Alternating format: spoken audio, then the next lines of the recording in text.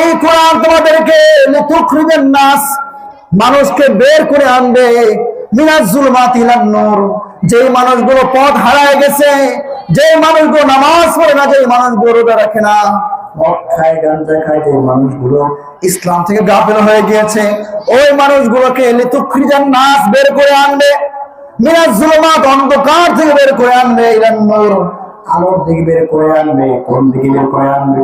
আলোর দিকে কোরআন নিয়ে আসবে। বলেন সুবহানাল্লাহ।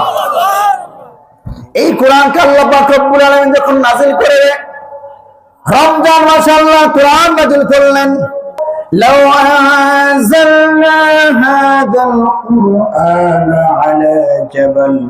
আলা জাবালিন লারাআইতাহু খাশিআন মুতাসাদ্দিআন মিন খাশিয়াতিল্লাহ।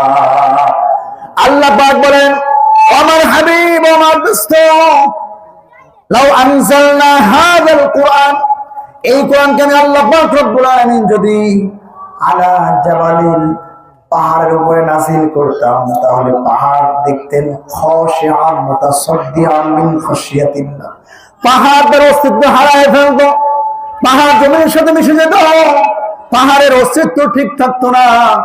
আপনি দেখতেন যে পাহাড় নিজে কোরআনের ভার অর্জন করতে পারতো না। আল্লাহু আকবার। খাশিয়াম মুতাসাদ্দিআন মিন খাশিয়াতিল্লাহ ওয়া তিলকাল আমসাল নাদরিবুহা লিন-নাসি লাআল্লাহুম ইয়াতাফাক্কারুন। আল্লাহ বলেন, আমি আল্লাহ এই মিসালগুলো, উদাহরণগুলো এই জন্য দেই যাতে করে তোমরা চিন্তা ভাবনা করো, চিন্তা করো কোরআন নিয়ে।